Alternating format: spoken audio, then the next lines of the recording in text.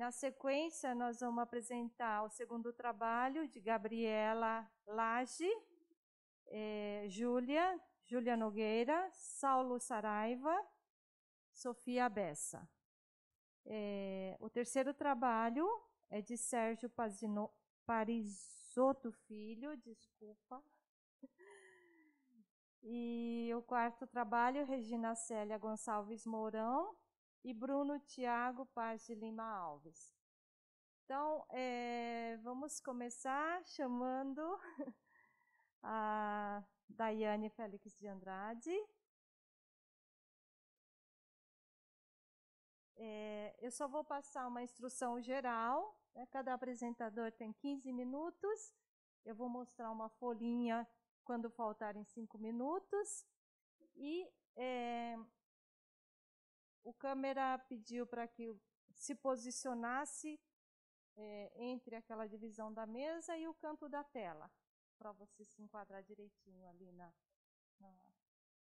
Ah, não, acho que tem um outro microfone aí, né?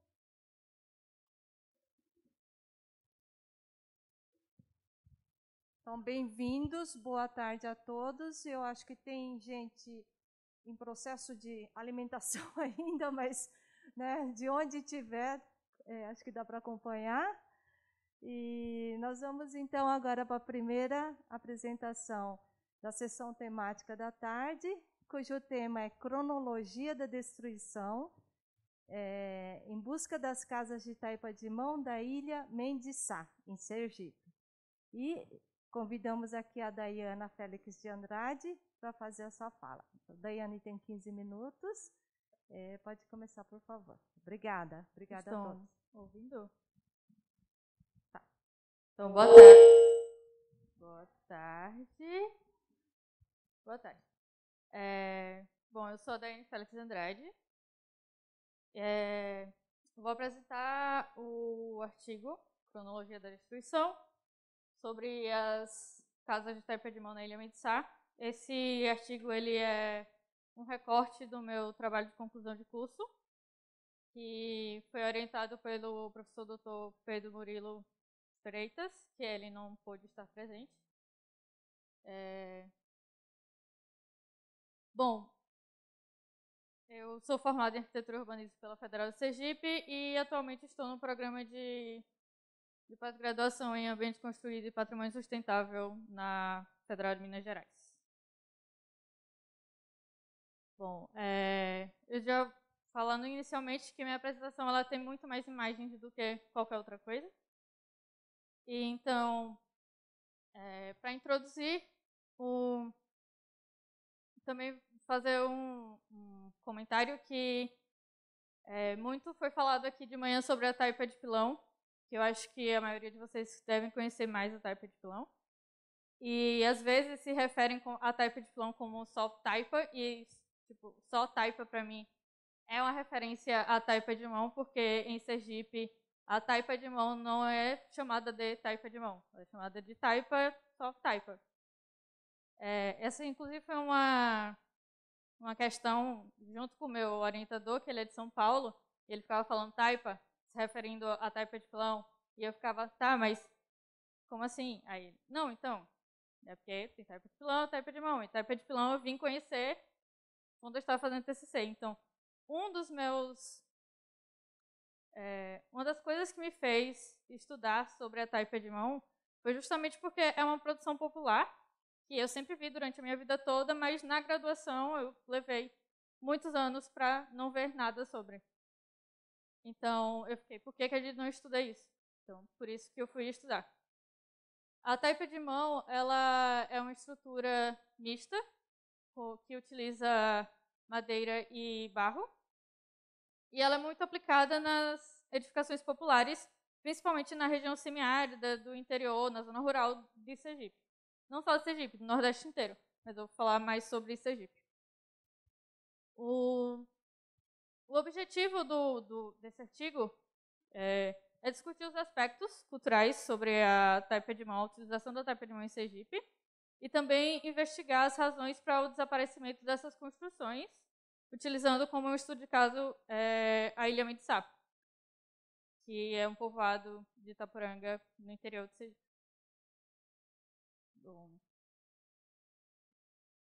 Falando mais um pouco, a taipa de mão, ela vem nesse crescente desaparecimento, não só na Ilha Mendesá. A Ilha Mendesá foi escolhida justamente por ser uma ilha, foi mais fácil de ter um recorte geográfico muito específico, que eu pudesse estudar tudo sobre todas as versões da técnica, da utilização da técnica. Em Sergipe, e eu acho que em boa parte do resto do país, é crescente a estigmatização da técnica e a associação dela com submoradias. Em Sergipe tem programas como o programa do governo federal, que é Casa Nova, Vida Nova, que a intenção o objetivo principal do projeto é a erradicação das casas de taipa de mão. E isso tem vários outros programas de políticas públicas municipais. Tem um que, inclusive, o título é Casa de Taipa Nunca Mais, que o objetivo é realmente extinguir essa técnica com a desculpa, que é uma desculpa higienista, na real, do barbeiro. Mas meio que boa parte das pessoas sabem que o barbeiro ele não nasce na taipa, ele não nasce no bairro. Então, não é exatamente a técnica que é o problema, e sim todo o restante, os condicionantes externos que fazem com que o barbeiro surja nessas edificações, nas frestas dessas edificações. Com metodologia, feito primeiro uma análise das referências bibliográficas pertinentes ao tempo. No segundo momento foi realizado visitas no local para aplicar entrevistas semi-estruturadas com os moradores. E a parte final foi uma documentação através de registros fotográficos e levantamento cadastral de algumas residências que foram autorizadas. Uma questão que é muito falada é essa dúvida se a taipa de mão ela é um saber popular, ela é um atraso construtivo ou sustentabilidade. Porque no decorrer da formação do povo brasileiro, digamos, surgiu esse estigma sobre a técnica. Algumas autoras, como Silva 2000, que é a Cláudia Silva, e a Carolina Vieira, falam sobre isso, que o estigma ao redor da técnica ele surge principalmente por associar essas edificações com habitações de negros ou mestiços. Então, a partir da chegada da família real no Brasil, tudo que era associado à miscigenação de raças foi considerado algo a ser destruído. Então, a partir desse momento já começou um preconceito em relação à técnica. E atualmente é mais essa questão sanitária. Principalmente se você fala no Nordeste sobre taipa, muita gente se associa logo ao barbeiro. Falando, mas é um problema, né? Tem o barbeiro e tudo mais. Mas não as pessoas não entendem que não é exatamente o barbeiro. Por exemplo, o meu pai ele tinha uma casa de taipa, e aí chegaram falando para ele, não, você tem que derrubar a casa do barbeiro. Aí ele foi lá e derrubou, porque muitos anos atrás, foi lá e derrubou só porque falaram que se ele não derrubasse, tipo, o governo ia tomar o terreno e afins. E aí ele acabou derrubando e substituindo por outra técnica.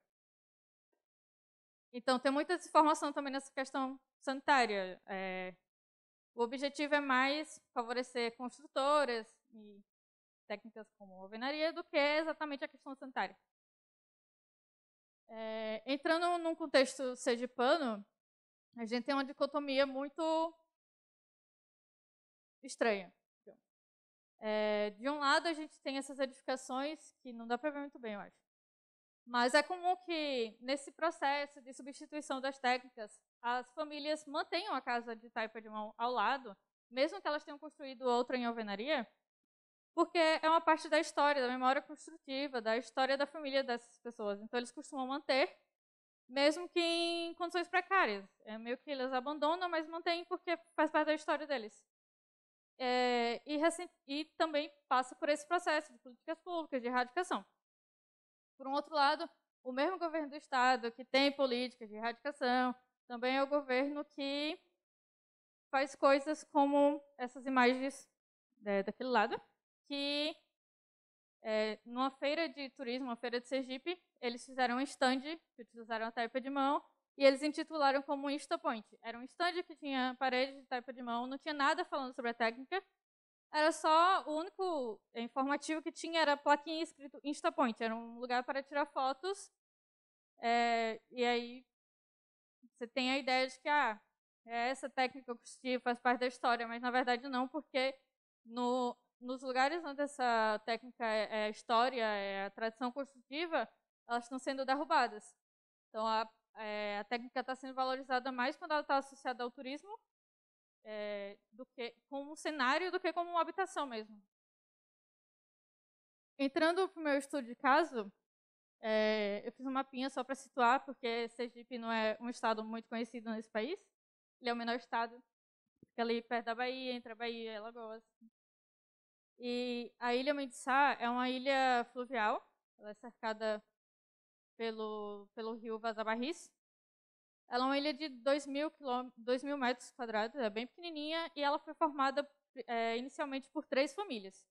Essas 3 famílias construíram casas de taipa na ilha e começaram a povoar essa ilha. Mas no decorrer do tempo, principalmente nos últimos 50 anos, essas técnicas foram sendo substituídas. Então, atualmente, restam pouquíssimos exemplares de taipa de mão na ilha. E mesmo assim, nos últimos anos, de 2016 até atualmente, que é o momento que eu fiz visitas nessa ilha, já pude perceber algumas mudanças, porque a ilha começou a ser alvo do turismo. Então, as pessoas que ainda tinham casa de taipa de mão, como é mais fácil de derrubar, eles derrubaram para limpar o terreno para vender para as pessoas de fora da ilha. Então, esse levantamento ele foi feito fazendo uma comparação das visitas que eu realizei junto com o escritório modelo de arquitetura e urbanismo, o Trapiche, que a gente tinha uma extensão lá, então eu pude ver realmente a destruição acontecendo na minha frente. Então, mas não só a destruição que vive a ilha, mas nesses exemplos aqui é tipo uma casa que em 2017 ela era mantida, fica na rua principal, ela era considerada a moradia mais antiga da ilha. E aí, em 2020, não resta mais nada sobre ela, porque eles limparam o terreno para vender. Eles acabaram não conseguindo vender, mas eles limparam nessa intenção e acabou. Uma outra imagem, que é uma outra moradia, que também era de taipa de mão, ela foi destruída em 2019. Eles mantiveram esses restantes assim da taipa, porque eles queriam manter o terreno, porque como é uma ilha, como é da União, eles não têm essa delimitação de lotes. Então eles mantiveram, digamos, ruínas da taipa para manter o terreno, para ninguém tomar o terreno. Mas logo foi construída outras edificações com, por exemplo, essa casinha cinza com portinha amarela, ela é tipo um Airbnb. Era para alugar, então. Essa outra edificação também, que foi uma edificação que a muito custo eu consegui fazer um levantamento assim, correndo, porque a população fica muito receosa quando alguém fala sobre taipa, porque primeiro eles pensam que vão derrubar a casa deles, aí posteriormente eles logo pensam, você vai me dar outra casa? E eu fico, então, não, mas aí é um processo complicado. Então, nesse caso, a casa já estava abandonada, essa casa era muito maior, e eles deixaram só esse ambiente, eles desmontaram todo o resto, deixaram só esse ambiente, que é um depósito atualmente. Mas a intenção de fazer esse levantamento é porque o dono me falou, eu vou derrubar ela, tipo assim, daqui a 2 meses, porque eu quero o telhado dela, eu quero as telhas dela para colocar em outra casa, então eu vou derrubar ela. Aí eu falei, então deixa eu fazer umas medidas aí só para eu guardar, assim, documentar. Aí a muito custo ele deixou fazer um negócio bem rapidão. Bom, Tem um outro ponto que é a técnica também ela é a única solução construtiva da ilha, de algumas famílias. Então você pode ver que em alguns casos as edificações elas estão em condições precárias, mas porque e nas entrevistas os moradores falaram muito sobre a ADEMA, que é a Secretaria de Meio Ambiente, impossibilitar que eles retirem a madeira do mangue da região próxima. Então, eles não podem mais retirar a madeira de lá, eles não têm condições de comprar uma outra madeira. Então, eles ficam assim, por exemplo, ali dá para ver que a estrutura do telhado está amarrada por uma corda, porque eles não conseguem fazer a manutenção dessa casa. Porque nenhuma política pública ela tem intenção de manter essas casas. Eles ou derruba ou fica do jeito que está.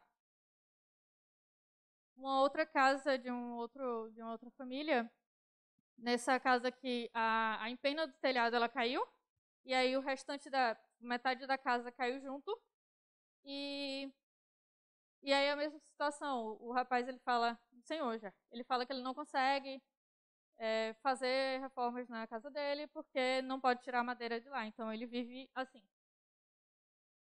De um outro lado, a gente tem um saber fazer popular em abandono. Essa é uma das casas mais antigas da ilha. Ela é de um taipeiro tradicional, ele se orgulha, é a única pessoa da ilha inteira que se orgulha muito de ser um taipeiro, de fazer a taipa de mão, de manter a casa dele com essa técnica. Então foi possível fazer um levantamento na casa dele também, porque ele tem muito orgulho daquilo. Mas ele é a única pessoa da ilha que fala sobre isso. E aí esse mesmo taipeiro, que é o seu Salvador, ele foi meio que contratado para fazer um museu, uma casa de farinha, para ser um museu. E aí pediram para ele fazer em alvenaria. E aí ele falou que ele não ia fazer em alvenaria, porque as casas de farinha antigamente eram de taipa. Então ele é um taipeiro, ele ia fazer uma casa de taipa de mão, porque não fazia sentido fazer em alvenaria. Aí ele foi lá e construiu um taipa de mão e colocou os equipamentos antigos que tinham de uma casa de farinha da família dele. Bom, um outro lado, que vem uma parte mais crítica, digamos, da minha percepção, é uma retomada em prol de uma sustentabilidade, numa desculpa de sustentabilidade. Isso foi um projeto que um pessoal, um coletivo, resolveu fazer um projeto na ilha, e aí a ideia, os objetivos dele era de retomar as tradições, era a retomada das tradições construtivas da ilha. E aí a ideia era fazer 3 quiosques em taipa de mão, e aí eles compraram bambu em São Paulo, e aí eles levaram o bambu de São Paulo para o interior do interior, numa ilha de Sergipe. E aí, para eles estavam sendo muito sustentáveis, gastando 50 mil para comprar um monte de bambu. Tanto que eles não tiveram dinheiro para terminar o projeto, então eles largaram os bambus lá, como vocês podem ver, um amontoado de bambus, eles largaram por vários anos. E aí a Associação de Moradores falou, tipo assim, a gente precisa fazer alguma coisa com isso. Mas a população não sabia como manusear o bambu, não tem bambu para eles lá, eles nunca tinham visto bambu. Então, foi uma parte bem complexa, a gente teve que ir atrás de pessoas que soubessem manusear o bambu para tentar utilizar esse bambu de alguma forma e acabar suprindo a necessidade da comunidade, que era de fazer um espaço para camping. Bom, mas concluindo e fazendo uma comparação, em Sergipe a gente tem poucos trabalhos sobre isso, inclusive o meu e o do Leonardo Maia, que ia apresentar, mas ele acabou não podendo vir, são um dos primeiros sobre a taipa de mão em Sergipe. Está começando agora, o pessoal se atentar mais a isso, mas já está no processo destrutivo bem avançado e com essa retomada em prol do turismo. E o problema dessa retomada em relação ao turismo é porque, para a comunidade, assim, o que eles falam é tipo, tá, então a taipa de mão na minha casa ela não pode ser construída, eu tenho que derrubar porque o governo mandou derrubar. Mas alguém chega aqui com um monte de bambu e pode construir porque é sustentável. Mas a minha casa, que foi construída 50 anos atrás com taipa de mão, não é sustentável. Então eles ficam nessa ideia de que, então a taipa de mão só vale a pena se tiver dinheiro envolvido, porque a minha não vale a pena porque eu não tenho dinheiro para comprar essas madeiras diferentes. Então artigo ele é mais como um diagnóstico da atual situação. Eu procurei trazer mais fotos, porque no artigo, se vocês tiverem interesse, o artigo ele tem bem mais explicado, bem mais teórico, mas como tinha uma limitação de imagens, eu preferi colocar as imagens na apresentação para poder mostrar para vocês. E aqui uma nova provocação, que é uma provocação recente. Foram feitos novos empreendimentos na ilha agora em 2021 e 2022. Nessa parte daqui da ilha, são as edificações que eu falei que elas estão sendo derrubadas. Não, elas não estão sendo derrubadas, elas estão em condições precárias por falta de manutenção, porque o pessoal não tem condições de manter, de comprar novas madeiras, e não podem retirar madeiras. E aí, nesse lado aqui, tem esse pier gigante. Um cara de Portugal, ele comprou um terreno na ilha, ele construiu uma pousada, e ele construiu uma pousada com taipa de mão, usando o eucalipto. E aí, ele isolou todo ao redor, assim, porque tipo, um turista chega lá, ele vai ver a taipa de mão na pousada dele e fala, nossa, técnica construtiva tradicional. Mas a técnica construtiva tradicional que está ali ao lado, ele não vai ver, porque está sendo tapado por isso. Então, é mais uma provocação sobre isso. E acabou. E obrigada. E quem tiver mais interesse, o artigo está nos anais.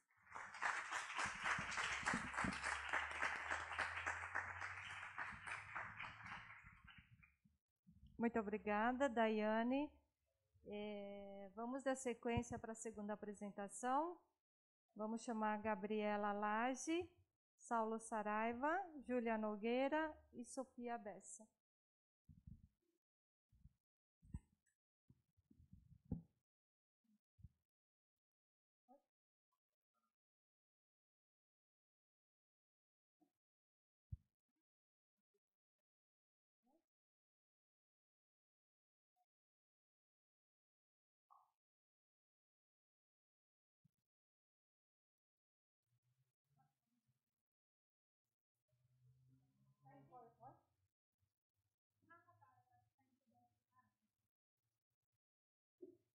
De qualquer forma, eu vou me apresentando. Não sei se todo mundo estava aqui de manhã, mas eu faço parte de uma pesquisa que a gente está estudando o uso do rejeito de minério de ferro da barragem que se rompeu em Mariana para analisar essa viabilidade de uso na construção com terra. E no início da pesquisa, a gente ficou com um questionamento antes de começar as atividades de laboratório, de entender realmente esse contexto desse lugar, né? Porque a gente ia recolheu amostras de rejeito para fazer construção com terra, mas qual que é o contexto de construções com terra na própria região, né? E aí surgiu uma lacuna que a gente queria realmente se aprofundar. E aí, assim, antes de começar na contextualização, a gente começou a fazer levantamentos para descobrir a presença de arquitetura de terra nessa região, mas a gente não encontrou tantos dados. E aí daí surgiu essa investigação que deu o resultado desse artigo, que serviu de apoio na nossa contextualização primária da pesquisa. Não sei se todos sabem, mas Minas Gerais é um estado que ele iniciou basicamente da extração, primeiro do ouro, e a partir dessa extração começou a consolidação de cidades. Após o declínio do ouro, que já provocou esse boom populacional na região, houve então a extração de minério de ferro, que provocou uma ocupação e urbanização intensa em grandes municípios, como foi o caso de Mariana, e foi nesse contexto que a Vale, a Alcan e a Samarco se estabeleceram na região. Essas atividades mineradoras, principalmente em pequenas regiões, em comunidades menores, elas provocam diversas modificações territoriais. A mineração ela não só exige um grande espaço mesmo para se extrair os recursos naturais, mas ela também provoca uma reorganização socioespacial, porque ela altera a dinâmica da cidade, né? Diversas pessoas migram para essas regiões, têm a necessidade de de algumas coisas que não haviam, né, estruturalmente falando, nessas cidades. E então eles também modificam muito o desenho da paisagem local. E aí, nesse contexto também, vou falar rapidamente sobre isso, que eu já falei, mas é importante falar de novo, né, para quem não estava, mas houve esse rompimento da barragem de Fundão em Mariana, que deslocou o rejeito de minério de ferro ao longo da calha do Rio Doce por 600 quilômetros e através dos rios Gualache do Norte, Carmo e Doce, alcançando 39 municípios, 36 em Minas Gerais e 3 no Espírito Santo. É importante falar que esses impactos relativos aos danos, os danos do ambiente construído, né, que é esse nosso recorte, eles estão presentes no território muito antes do rompimento da barragem, porque a própria atividade mineradora ela já provocava uma certa desterritorialização desses locais. E aí também é claro que assim, os locais que foram afetados imediatamente, né, que foram os que tiveram mais danos físicos ao patrimônio construído, aos imóveis, eles tinham mais de 300 anos de história. A gente sabe que a arquitetura colonial é muito presente nessa região de Mariana, de Ouro Preto, e as comunidades no seu entorno. Bento Rodrigues, por exemplo, que foi o subdistrito de Mariana, local onde houve o rompimento, ele teve 207 edificações destruídas das 251 existentes no local. E essas edificações, elas sofreram danos não só provenientes do deslocamento do rejeito, como também pelo maquinário que andou pela região na reparação, né? Então, eles iam lá fazer diagnóstico com caminhonetes muito pesados, com tratores muito pesados, e a gente sabe que determinadas construções de terra elas são mais frágeis nesse sentido, porque não se era previsto nessas comunidades pequenas a necessidade de fazer estruturas que suportassem esse tipo de deslocamento, né? Aí, só uma contextualização, o rompimento da barragem está aqui em cima no mapa. O rejeito ele percorreu a calha do rio, né? E aqui são as cidades em que houveram esse dano ao patrimônio. Aí o objetivo da pesquisa foi basicamente discorrer um pouco sobre esse assunto, né? Sobre as edificações construídas com terra no município de Mariana e Barra Longa, nessas cidades, né? E questionar mesmo se há esse levantamento, quantas casas foram danificadas, eram de construção com terra. E para fazer isso a gente usou era pandemia, então estava muito difícil de ir a campo, então a gente usou muito de levantamentos documentais, apesar desses levantamentos documentais serem poucos. Aí o primeiro levantamento que a gente busca, né, sempre é o IBGE. Só que o IBGE, quando a gente vai descobrir se há ou não construção com terra nesses municípios, ele informa somente dados relativos ao pau a pique, ou taipa de mão, como a Daiane falou. No nosso caso, não foi um dado que a gente pôde considerar, porque o IBGE usa uma amostragem muito pequena. Então, assim, 0,47% dos domicílios eram de pau a pique em Mariana e 0,18% em Mariana. E a gente já tinha noção de que não era isso. Então, a gente buscou outros tipos de levantamento. Seguindo, existe um levantamento feito na região de Mariana, porque a região de Mariana ela é mais conhecida por seu patrimônio histórico. A cidade ela já tem muitos tombamentos devido a essa construção colonial.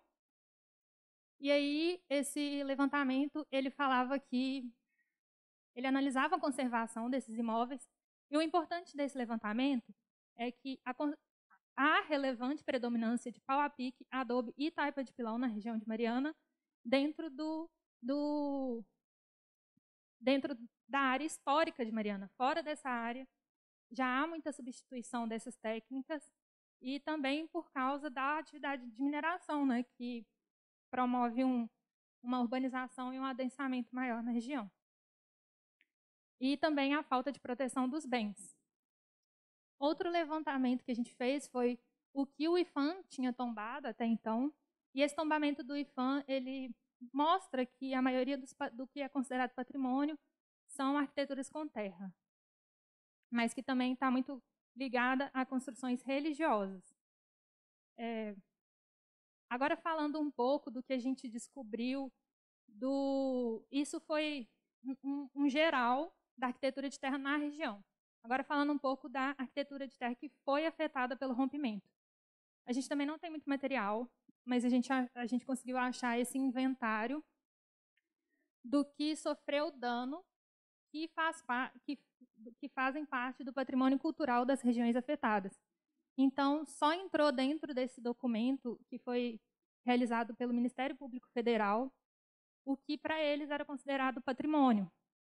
E a gente sabe que o que é patrimônio, o que é bem cultural, ele é muito difuso, esse conceito, né? Então, já tem uma questão aí, né? Porque dos 540 imóveis que sofreram danos, 92 foram considerados bens culturais edificados. Eu não vou me ater muito aos números, porque esse trabalho é muito teórico e aí eu ia ter que ficar falando aqui meia hora. Mas dessas 92, aí vocês podem olhar, quem tiver interesse também, no artigo, das 92 construções que foram considerados bens, 49 têm a presença de terra. E esse dado é importante porque a gente vê que realmente existe esse predomínio da construção com terra. E se a gente excluir Barra Longa, porque Barra Longa ele teve uma influência do Art Deco, algumas regiões chegam a ter 80% de bens patrimoniais ligados à construção com terra, que foram danificados de alguma forma, sendo eles 70% de pau a pique ou taipa de mão. E a gente ainda cogitou, a gente não pode afirmar, mas a gente cogitou a existência de volume maior de construções com terra que não foram consideradas, justamente por esse fato do que é patrimônio ser um conceito ainda que está sempre em construção. Aí é só um quadro também que estava explicando desses 49, quais foram totalmente destruídos, que foram 10, e os outros danificados de alguma forma. E desses 49, eu também fiz uma planilha falando sobre o seu levantamento ou tombamento, e 20% sequer foi inventariado ou tombado. E também vários, principalmente na região de Bento Rodrigues, eles foram tombados após o rompimento da barragem, após eles serem destruídos. Então, realmente, o que a gente chegou analisando esses dados foi que o desastre realmente causou uma perda nesse vasto patrimônio construído com terra. E aí eu quero ressaltar que também houveram perdas nas construções de caráter religioso, mas elas tinham documentação. E as construções com terra populares e residenciais, que foi até uma coisa que a Daiane ressaltou, elas são um pouco marginalizadas, excluídas dessas catalogações. Então, a gente já analisa a importância desses registros formais sobre o assunto, né, para que a gente reconheça e, consequentemente, preserve a arquitetura popular. E aí tem até uma citação do Weimar que ele fala que a arquitetura popular brasileira é uma arquitetura simples, adaptável, criativa e tradicional. E que a arquitetura popular ela não pode ser menos valorizada, porque ela representa a maior parcela das edificações que são construídas no nosso país. Eu não vou entrar muito nessa questão das medidas reparatórias, eu falo um pouco sobre isso no artigo, mas um dos maiores desafios das instituições que estão ligadas às medidas reparatórias, como a Fundação Renova, é justamente esses danos vinculados ao patrimônio cultural, que é uma coisa que você não constrói de novo, né? Uma coisa que foi patrimônio cultural. Então, eles são considerados imensuráveis.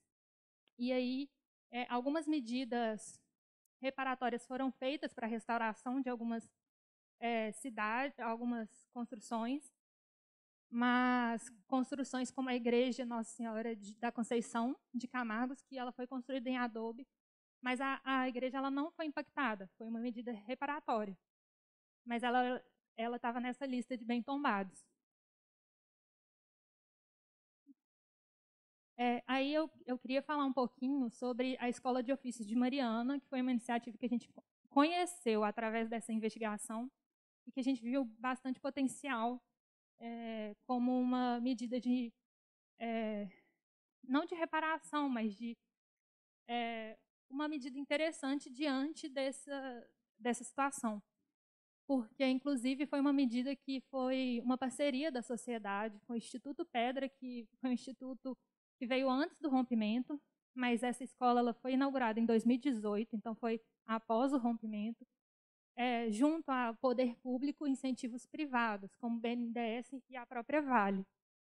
Esse curso ele acontece na cidade de Mariana, e ele oferece cursos de alvenaria de terra, pau a pique, taipa de pilão e adobe, e outras diversas técnicas de tradução na região. Então, cantaria, carpintaria. E essa escola ela ensina essas técnicas voltadas para a restauração, principalmente aos moradores da região. E aí essa capacitação ela fez com que a Fundação Renova buscasse esses alunos que foram formados nessas escolas a trabalharem na reconstrução das igrejas destruídas que foram feitas com técnicas de terra, na região de Bento Rodrigues, Paracatu de Baixo e Gesteira. Aí um pouco do canteiro de obras da escola. E eles também, alguns alunos atuaram em outras restaurações que não foram impactadas, mas que são ícones mesmo da arquitetura colonial da região de Mariana, não sei quem conhece, que é a Igreja São Francisco de Assis e a Casa Câmara e Cadeia, que está atualmente nesse processo de restauração.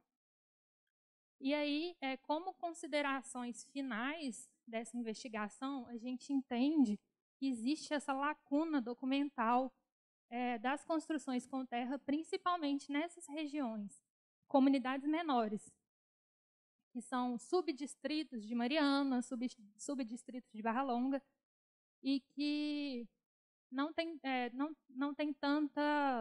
é tão o foco, né? E principalmente em relação à arquitetura popular. Aí a gente também pode falar que o adobe, a taipa de pilão e o pau-a-pique eles estão presentes nesses imóveis, principalmente mais bem conservados nessas construções de caráter religioso, e a importância de mais levantamentos dessas edificações pertencentes à arquitetura popular. A gente entende também que há limitações nesse processo do que é o bem cultural, né? Isso precisa ser mais exercitado, porque isso acaba ameaçando a memória construtiva com terra, principalmente quando a gente fala de arquitetura popular. E aí é uma questão mesmo, que a destruição de Bento Rodrigues e esses outros lugares, eles também significaram a destruição de uma memória construtiva tradicional e popular com terra. Aí a Escola de Ofícios a gente vê como um passo importante de manter essas técnicas, principalmente porque ela está ligada aos moradores da região, e há muito interesse, assim, a gente foi lá conhecer, e nunca sobra vaga, os alunos sempre estão procurando fazer. E ela foi um indício de que há necessidade dessa mão de obra qualificada de arquitetura com terra, porque a própria Fundação Renova buscou esses alunos. E eu acho que é isso, assim. É uma cena dos próximos capítulos, a gente vai continuar investigando.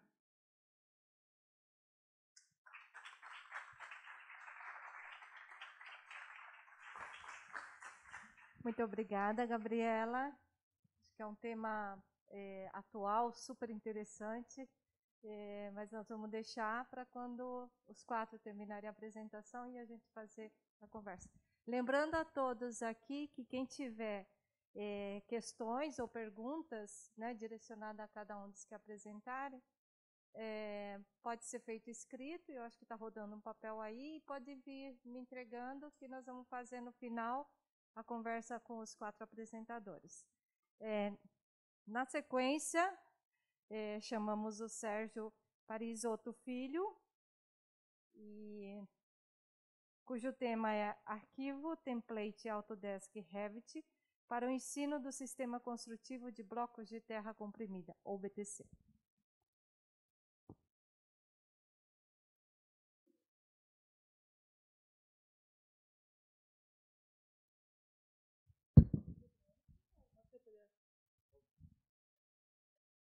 Alô, teste, todo mundo ouvindo bem aí? Tranquilo? Pessoal, boa tarde a todos e a todas. Eu vou fazer uma breve apresentação, né? Quem esteve comigo nas oficinas já viu um pouquinho disso, mas como temos outras pessoas aqui que não participaram, então, Sérgio Parisotto Filho, né? Tenho mestrado na Engenharia Civil, na produção de painéis pré-fabricados de fachada, né? Tenho especialização em Educação Profissional e Tecnológica, já que eu trabalho com esses cursos, né, aqui no Instituto Federal. Minha formação de graduação é Arquitetura e Urbanismo. Tenho um doutorado não concluído com telhados verdes, né, a ser retomado, só que em terra. Trabalho com os cursos técnicos em edificação e cursos de engenharia civil, né, onde eu trabalho com disciplinas de tecnologia e de desenho auxiliado por computador. No departamento acadêmico da construção civil do IFSC, né, lá eu participo de 2 grupos de pesquisa, que é o Conserve e o JETCOM, tá? E desde o final de 2018, início de 2019, eu entrei, né, para participar da Rede Terra Brasil. Então, né, introduzindo aí o assunto, né, que me levou a produzir esse artigo, né, no meio, né, dos pesquisadores de construção e arquitetura e construção com terra, muito se discute, né, da falta de conteúdo, né, de experiências práticas, né, nos cursos de arquitetura, engenharia e construção, né.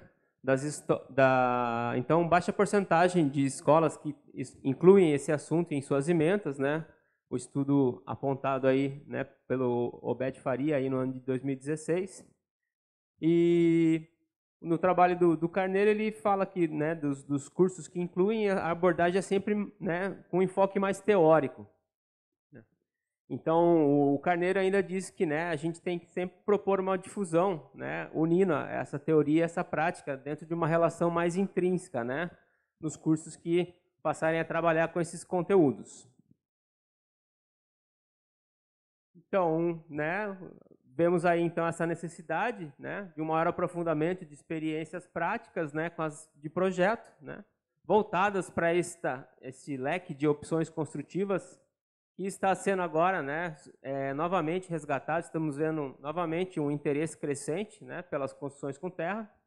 Dentre estas, né, os blocos de terra comprimida, né, onde a gente tem uma lógica construtiva modular, né. Então, além de estar trabalhando com medidas modulares, né, tratando as medidas dos ambientes em função da medida do módulo construtivo, que é o bloco, a gente também tem toda uma lógica de embutimento dos subsistemas, né? A hidráulica, a elétrica, a estrutura, né? Então, tudo isso vai demandar um processo de representação gráfica um pouco mais criterioso. E aí, né, como a gente tem uma deficiência na maioria dos cursos, né, de arquitetura, engenharia e construção, de não ter, às vezes, a disponibilidade de laboratórios de materiais, laboratórios de técnicas construtivas, né, ou mesmo maquetarias, o que a gente vê que minimamente vai ter é um laboratório de computação gráfica, a exigência mínima do MEC, né, na aprovação desses cursos. Então, que a gente poderia estar aproveitando, pelo menos isso, né, para tentar auxiliar, remediar essa deficiência, né, da falta de espaços para estar ministrando essas experiências práticas, né? Então, nas últimas décadas, a modelagem da informação da construção, Building Information Modeling, né, que traz a sigla BIM, que é o que a gente, né, vai escutar mais as pessoas falando, vamos trabalhar em BIM, vem crescendo, entrando no mercado, entrando nas universidades, e pode ser, então, uma ferramenta interessante, né, para estar auxiliando nesse processo do entendimento dos processos construtivos, não só os de construção com terra, mas de todos os demais, né, onde temos uma metodologia baseada na modelagem virtual, numa construção virtual extremamente detalhada, né, na pormenorização dos detalhes e alimentação das mais diversas informações pertinentes ao ciclo de vida da edificação. Então, no caso do BTC, né, a gente faz, né, uma construção bloquinho a bloquinho, né? Pode parecer trabalhoso, mas a gente tem rotinas de trabalho que facilitam bem, né, essa modelagem tridimensional, tá? E isso, no contexto acadêmico, é muito interessante para o aluno conseguir enxergar as soluções construtivas, né? Uma vez que nesses modelos a gente tem a tridimensionalização e o processo de orbitação do modelo facilita muito, e o processo de você conseguir ter cortes automatizados que vão entrando dentro da construção, fazendo enxergar por dentro das paredes, facilita muito, né, na apropriação da tecnologia que está sendo ensinada. Então, lá no IFSC, a gente adotou, né, a utilização do BIM, especificamente do software Autodesk Revit, a partir do ano de 2014. Nesse mesmo ano, o Estado de Santa Catarina estava lançando o caderno de especificações de projetos em BIM, né, se antecipando aos decretos nacionais, que vieram só em 2019, né, o 9.983, da Estratégia Nacional de Disseminação do BIM, e depois o 10.306, de 2020, né, que exige gradualmente, a partir de 2021, né, a presença da modelagem da informação da construção nos projetos que estarão participando de licitações de obras públicas. Então, né, além das disciplinas de desenho auxiliado por computador, né, começou a se utilizar também o BIM dentro das disciplinas de tecnologias construtivas, né, aproveitando esse potencial da ferramenta para criar ilustrações, né, para melhorar o entendimento dos alunos, né? Então, e também para utilização em exercícios projetuais, principalmente com os sistemas construtivos modulares, né? Alvenaria estrutural de bloco de concreto, cerâmico, construções secas com drywall e placas cimentícias e blocos de terra comprimida, desculpa. Então, o objetivo do trabalho foi apresentar, né, essa discussão da construção de um arquivo modelo, que a gente chama de template, né, o template em inglês, no software Autodesk Revit, para facilitar o desenvolvimento de projetos com BTC, melhorando, né, no contexto acadêmico, a capacidade dos alunos de entender todas as soluções construtivas que estão sendo realizadas nesse processo de construção, né? E é um processo que pode ser replicado para outros sistemas construtivos modulares ou outros sistemas de construção com terra, né? A lógica aí pode ser adaptada para essas outras situações. Então, no desenvolvimento do trabalho, né, a gente aproveitou esse contexto de já estar se trabalhando, né, com o BIM nas disciplinas de projeto, de desenho auxiliado por computador e de tecnologias da construção. A gente tem uma última disciplina, que foi como eu comentei, né, a gente trabalha ali com alvenaria estrutural, construções secas, construção modular com tijolo de solo e cimento, né? Com um enfoque maior nesta última, onde além do conteúdo teórico, né, a gente tem atividades de laboratório, né, com fabricação, alguns ensaios, fabricação dos blocos, elevação de protótipos de parede e exercícios de projeto, né, exercícios de modulação, onde os alunos pegam um projeto qualquer, de pequena dimensão, e eles adaptam, né, para a alvenaria modular de solo e cimento. E dizendo para eles que a grande sacada é realmente modificar o projeto, não tentar encaixar o bloco dentro do projeto deles, mas fazer com que eles mexam com dimensões, né, para que não haja quebra, né, de bloco em momento algum. Então, houve uma migração da plataforma CAD, do Autodesk CAD, né, para o Autodesk Revit. Então surgiu essa necessidade de criar um arquivo para otimizar o tempo, né, para o aluno não ter que fazer tudo desde o começo, ele já pegar esse arquivo ali com algumas pré-configurações prontas e com algumas famílias já carregadas no template, para ele já abrir ali o arquivo e botar a mão na massa, começar a trabalhar. E aí no artigo vai sendo explicado assim as principais configurações. O programa ele é bem extenso, com, né, uma grande gama de comandos, mas o básico para o cara começar está presente, né? Então aqui você vai sempre vir para trabalhar na parte de modelos, né, em novo modelo, e aqui o programa traz os templates que já estão armazenados, né, na suíte do programa. Então, vocês vão ver que sempre ele vai ter um modelo de engenharia, um modelo de arquitetura, um modelo estrutural. Para começar a fazer um novo modelo, a gente recomenda esse modelo de arquitetura. Tá? E aqui, criar novo modelo de projeto. A gente não vai criar um novo projeto, a gente vai criar um template. Daí vai lá para o OK. E configuramos primeiramente as unidades e os níveis de projeto, né? As unidades é muito importante. Quando você então vai lá para a aba gerenciar, né? E gerenciar unidades de projeto, ele vai abrir essa caixa de diálogo onde você vai definir todas as unidades do programa, unidades de área, unidades de comprimento, distância, inclinação, ângulos, tá?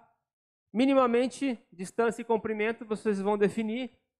Eu acho interessante definir para centímetros, já que as medidas do bloco são em centímetros, e você vai definir as dimensões dos ambientes em função da medida do bloco. Aqui é muito importante também sempre atentar para esse campo aqui, né, onde você vai definir a função do ponto e a função da vírgula, né? Então, no sistema internacional, a gente trabalha como ponto como separador de milhar e a vírgula como separador de decimal. E acho que o pulo do gato, né, é o trabalho com os níveis, né? Nesse template e arquitetura que a gente se baseou para construir esse novo template, ele traz 2 níveis de projeto, o nível 0 e o nível 1, o nível 1 no nível 0 e o nível 2 a 400 centímetros, se eu não me engano. Aí eu já modifiquei, né, criando os níveis das fiadas estratégicas da construção com o BTC, né, que é a primeira e a segunda fiada, que vão definir toda a modulação, né, da alvenaria, e aí as fiadas onde vocês vão ter elementos especializados, né, como a contraverga, a verga, a cinta, a laje osso. Isso aqui minimamente para um projeto térreo. Você vai ter um próximo pavimento, você vai estar repetindo esses níveis, né? E esses níveis definem os planos de trabalho, né? Então isso aqui depois facilita bastante, tá?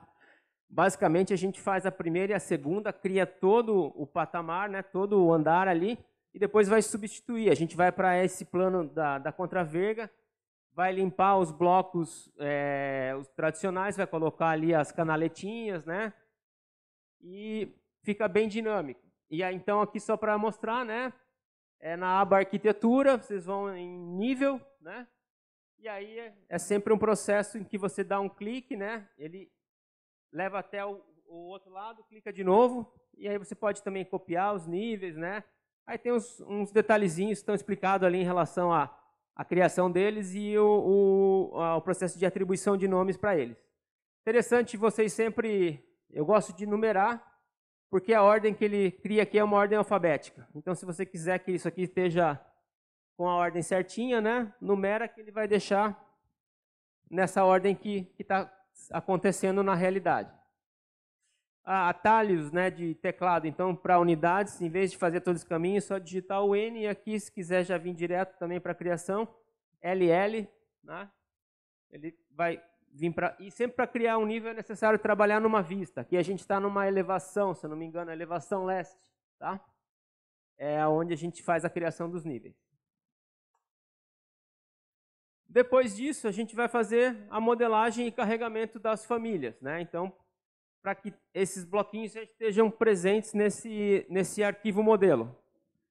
Então, vamos modelar, né, e fazer o carregamento prévio de todos os blocos, o bloco inteiro, meio bloco, blocos canaleta, meia canaleta e todos os blocos que vão sofrer adaptação no canteiro de obras, com processos de serragem. Então, isso aqui dá até de se encontrar alguma coisa na internet já feita, a maioria comercializada, né? Alguma coisa talvez vocês encontrem gratuitamente, mas acho interessante, né, ver a potencialidade que esses softwares BIM têm para vocês modelar do jeito que vocês quiserem, né?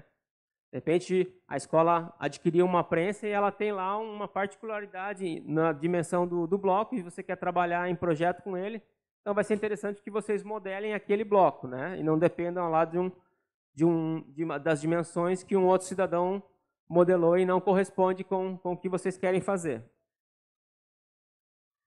Então, daí a história aqui de novo, né, na tela inicial do programa, agora não é modelo, é família, né, nova família. Aí ele vai abrir aqui na caixa de diálogo uma pasta com vários modelos de criação, como se fossem templates de famílias também, né, onde vocês vão ter aqui modelo genérico, métrico, se eu não me engano. Eu não consigo ler mais nunca isso aqui, né? Mas é modelo genérico, modelo métrico genérico, alguma coisa assim. Seleciona, né? Clica em abrir. E aí vocês vão começar a modelagem. Aí agora, eu queria ver, não sei se vai funcionar, tá? Eu vou clicar ali no hiperlink. Se funcionar, funcionou. Se não funcionar, daí vocês depois olham lá no artigo, porque não haveria possibilidades de colocar todo esse processo dentro de um artigo. E então a minha ideia foi fazer um vídeo, né? Disponibilizei ele no YouTube e esse vídeo então ele mostra como fazer um bloco como esse aqui, né? Todas as etapas para se modelar esse bloco. E uma vez você tendo aprendido a fazer isso, vocês vão conseguir fazer todos os demais, tá? Que são só variações, adaptações ali da geometria, né? Processo de modelagem, a gente trabalha ali com... eu acho que não vai rolar. Deixa, então, mas todo mundo entendeu, né? Eu vou cancelar aqui, espero que eu consiga. Vamos sair ali. Boa. Deixa pra lá. Deixa eu voltar aqui para o PDF.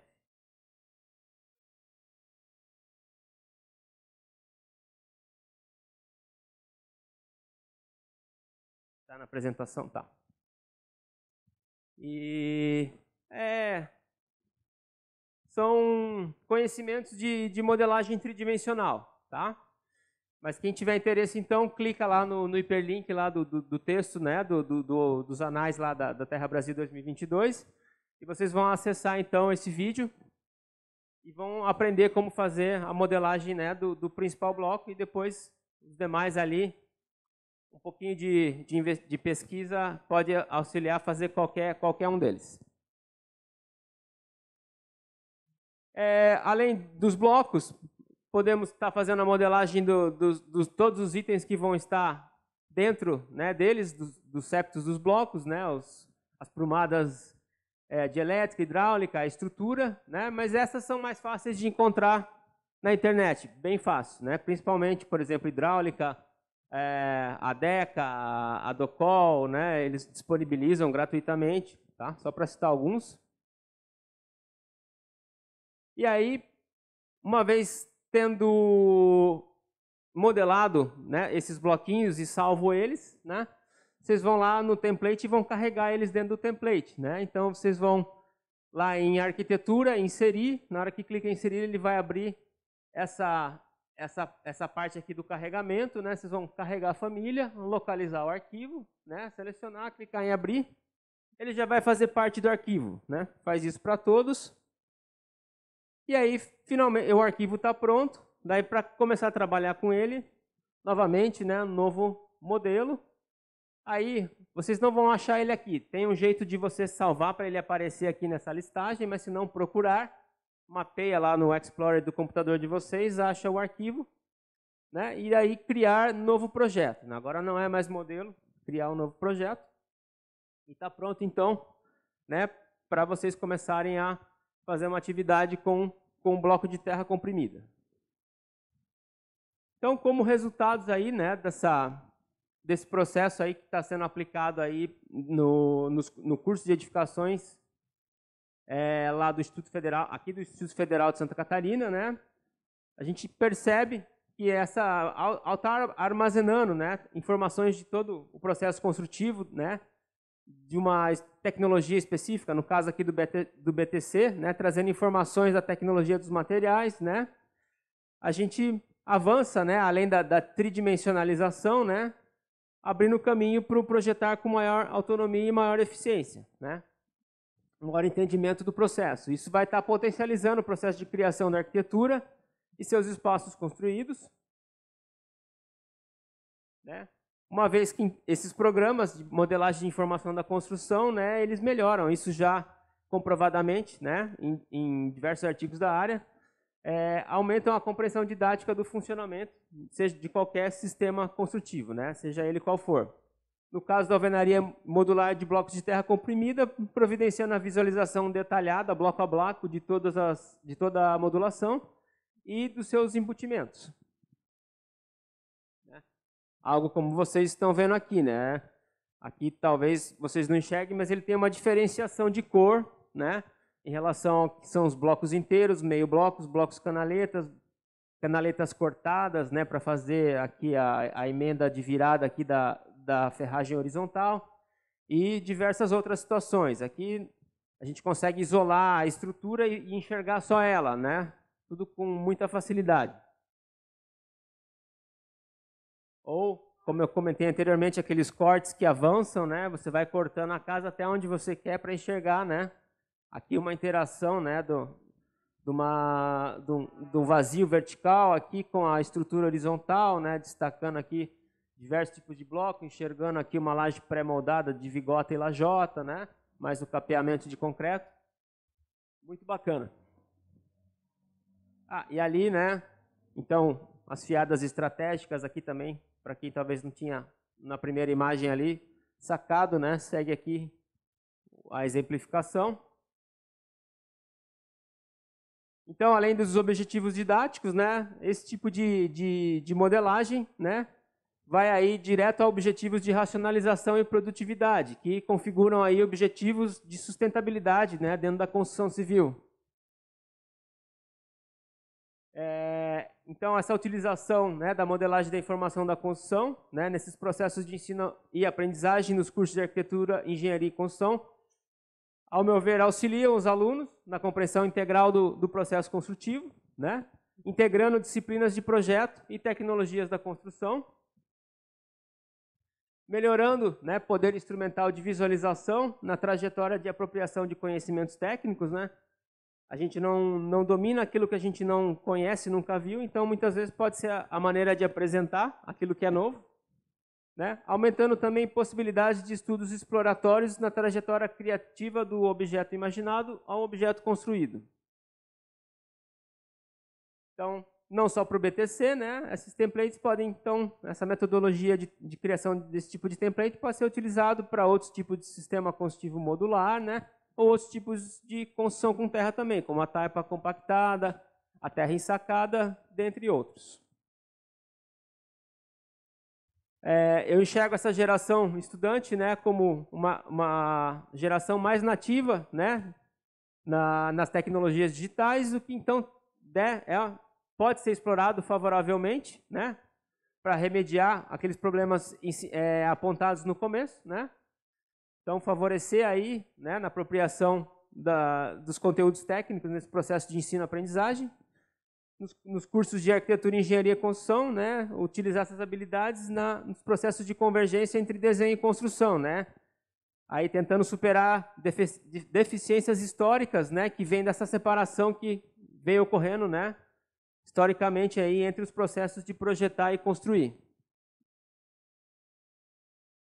Então, podemos, né, nos nossos cursos, arquitetura, engenharia e construção, se valer, né, da modelagem da informação da construção para aumentar a efetividade no processo de sensibilização, que é o que se estava buscando, né, no começo do artigo, quanto às possibilidades construtivas dos sistemas de construção com terra, podendo suprir parcialmente, não totalmente. Isso nunca vai substituir a experiência de um canteiro experimental, né, como os trabalhos já apontados pelo Fernando nos trabalhos dele, mas também não podemos ficar parados, né? Temos que fazer alguma coisa com o que tem. Então, a ideia desse artigo foi isso, né? Como é que a gente pode remediar uma situação tentando buscar outras saídas.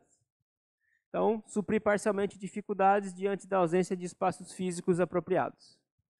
Então, agradeço aí, pessoal, era isso que eu tinha aí para conversar com vocês. Depois, aí a gente bate um papo aí no final das apresentações. Obrigado a todos e a todas.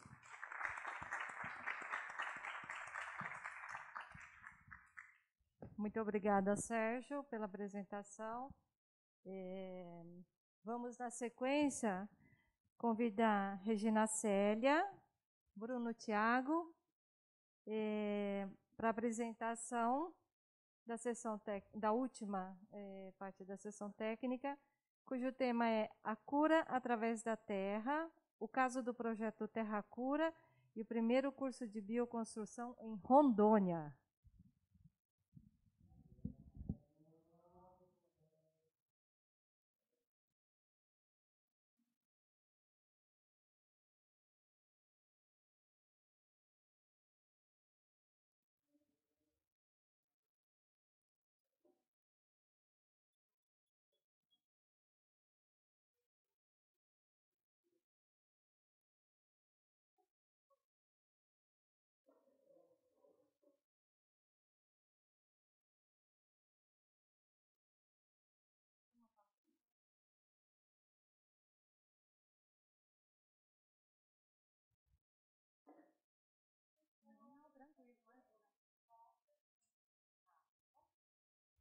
Boa tarde. Estão me ouvindo bem? Bom, meu nome é Regina e eu vim lá de Rondônia, Porto Velho, para apresentar esse trabalho. Estou muito feliz de estar aqui.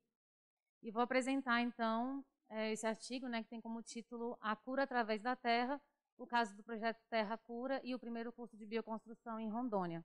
Tem o objetivo de relatar o projeto Terra Cura, que é um projeto que começou muito antes e, como consequência, teve esse primeiro curso que a gente deu em 2018. Para contextualizar um pouco, eu imagino que muitas pessoas não conhecem Rondônia, então a gente está localizado no norte do país, a gente faz divisa ali com o Amazonas, com o Acre, com o Mato Grosso, também com a Bolívia, e Porto Velho está localizada aqui no norte do estado. E eu trouxe esse mapa que ele é um pouco assustador, porque ele mostra, na verdade, um índice de desmatamento. Eu estou vendo agora que os slides estão cortados, mas tudo bem, peço perdão por isso, algumas fotos vão ficar cortadas. Então, a gente tem esse problema na região norte, né, que inclusive tem ficado muito em voga aí nos últimos anos. E iniciativas que trazem... Mais para cá? Obrigada. Iniciativas relacionadas ao meio ambiente, elas trazem benefícios, mesmo que elas sejam muito pequenas. E no final vou também descrever para vocês como esse primeiro curso, que foi uma iniciativa muito pequenininha, já está trazendo resultados bem significativos para a gente. A gente não tem muitos registros de construção com terra em Rondônia, apesar de ter algumas construções, mas não registradas, catalogadas. Isso é uma coisa que pode vir a ser, inclusive, uma pesquisa. Mas eu trouxe uma imagem de um livro, dos poucos livros que a gente tem contando a arquitetura da cidade de Porto Velho, que tem essa imagem de uma construção de taipa. Mas ela é retratada nesse livro, inclusive trazendo uma perspectiva desse tipo de construção com a pobreza, né? Então, quando a gente tem esse tipo de relato, que é muito pouco, é sempre trazendo essa relação, infelizmente. E aí, só para contextualizar também, né, a gente é o primeiro curso de bioconstrução, de construção com terra, mas já existem outras construções desse tipo no estado. Então, o projeto Terra Cura, na verdade, ele nasceu depois de um outro projeto. Lá em 1970, um grupo teatral adquiriu um terreno na cidade de Porto Velho. Aqui, especificamente, vou mostrar para vocês, a gente tem aqui a área urbana de Porto Velho, e aqui a gente tem Candeias do Jamari, que é uma cidade do lado, e esse terreno está entre essas duas cidades, mas aqui ainda é considerado Porto Velho. E esse grupo teatral queria fazer um teatro a céu aberto para encenar a peça O Homem de Nazaré. E aí ele foi considerado o segundo maior teatro sacro a céu aberto do mundo e o primeiro do Brasil. E ao adquirir esse terreno para construir esse teatro, foi desmatada uma grande área.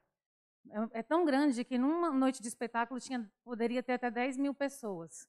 Então é uma área muito grande que foi devastada para poder construir esse teatro.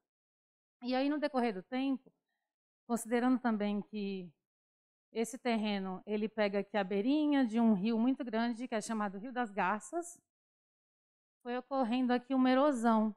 A gente tem o Rio das Garças aqui, a imagem está um pouco ruim para vocês verem pela claridade, né? Mas a gente tem aqui o Rio das Garças e essa área foi ficando, foi erodindo. Não como está aqui agora, porque na imagem, que inclusive está no artigo, já tem uma vegetação existente por conta de um projeto de reflorestamento. E é aí que entra Terra Cura. Em decorrência dessa devastação, depois os filhos, familiares desse grupo teatral lá de 1970 vieram a reflorestar essa área. E aí esse projeto de reflorestamento, ele iniciou em 2016. E aí muitas pessoas começaram a ficar envolvidas, voluntários, só que é uma distância relativa, 30 quilômetros do centro de Porto Velho, para ficar indo fazendo esse projeto, para fazer o reflorestamento. Começou também a fazer uma inserção de... Ai, meu Deus, agora eu esqueci o nome, daqui a pouco eu falo. E aí houve a necessidade da construção de uma sede para atender a demanda desse pessoal que sempre está indo fazer essa atividade. O projeto hoje conta com 20 voluntários e a gente tem atividade de reflorestamento, a construção da sede que ainda não foi terminada, a implantação de sistema agroflorestal e a manutenção de um viveiro.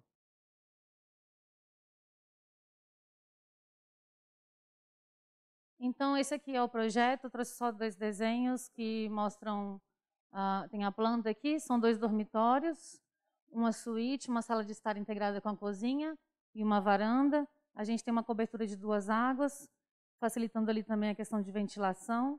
Acho que essa imagem aqui vai ser melhor para mostrar. Essa aqui é uma imagem de 2019, a gente já está um pouco mais avançado na obra, mas não tanto quanto isso aqui por conta da pandemia. As atividades pararam um pouco por conta disso. Então, a gente tem aqui os espaços, né? Quais são os sistemas construtivos que estão sendo utilizados lá? Terra ensacada nas paredes externas. Na parede interna aqui tem uma parede de pau a pique, taipa de mão. Aqui tem uma parede de cordwood, mas foi num experimento, não estava previsto. Foi numa atividade de um outro curso que teve, a gente quis experimentar, até porque esse espaço tem essa premissa, né, de experimentar técnicas construtivas, entre outras coisas.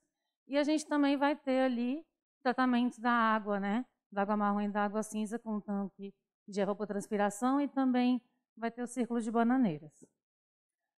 Acho que daqui é isso. E aí veio a ideia da gente fazer o primeiro curso de bioconstrução para poder incentivar mais pessoas com essa prática. E ela aconteceu em 2018, foram 3 dias e meio de curso.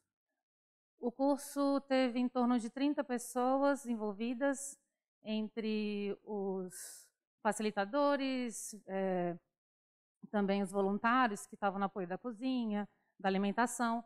Os cursistas, eles dormiram no local, a gente tinha uma área de camping também, uma escola.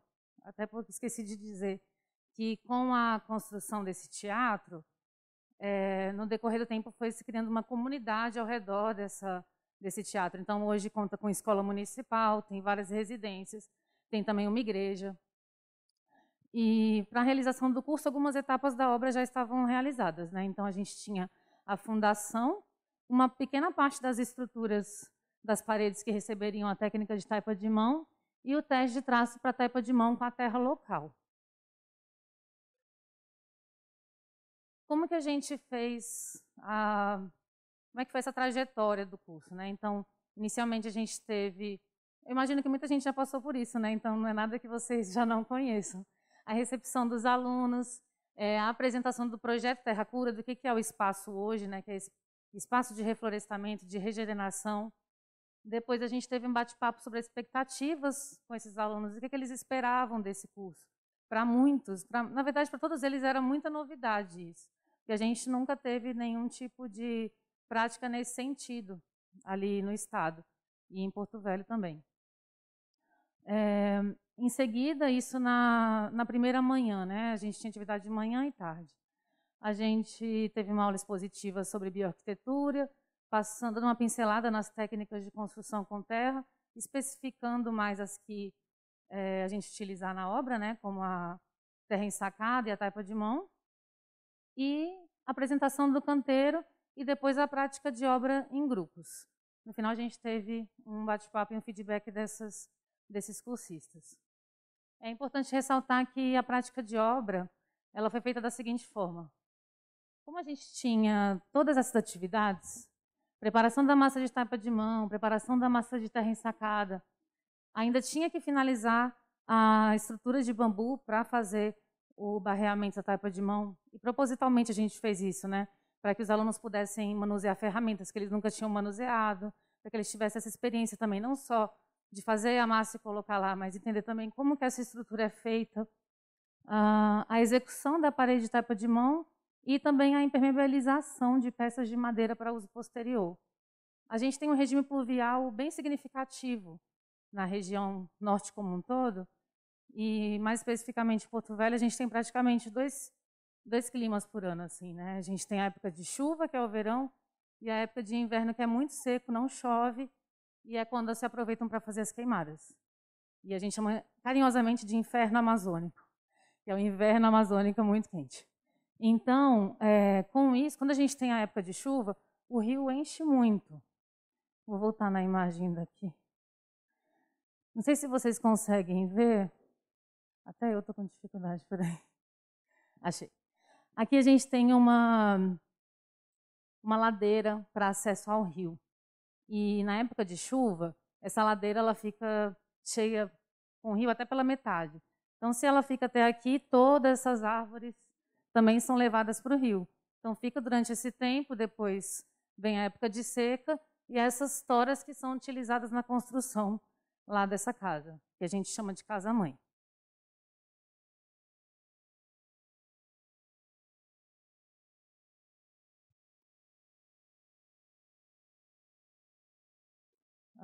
Então, aqui agora é mais para mostrar algumas imagens do curso. Aqui a gente tem uma imagem dessa introdução, quando a gente bateu um papo com os alunos, explicou sobre o que era construção com terra, deu uma pincelada nas técnicas, apresentou o projeto arquitetônico e fez um bate-papo sobre expectativas. Durante alguns dias antes do curso, a gente achou alguns materiais, algumas casinhas naturais de outros animais e deixou como material didático, né, para os alunos poderem ver essa familiaridade das técnicas de construção com terra com técnicas já existentes por outros seres da nossa natureza. E eu não sei se vocês conseguem ver, mas aqui tem uma imagem de como a gente começou a obra, né? Então, tem a fundação, que é de concreto, e tinha algumas toras de madeira já, que vão servir como pilares para a cobertura. Ainda não temos a cobertura na obra até o presente momento.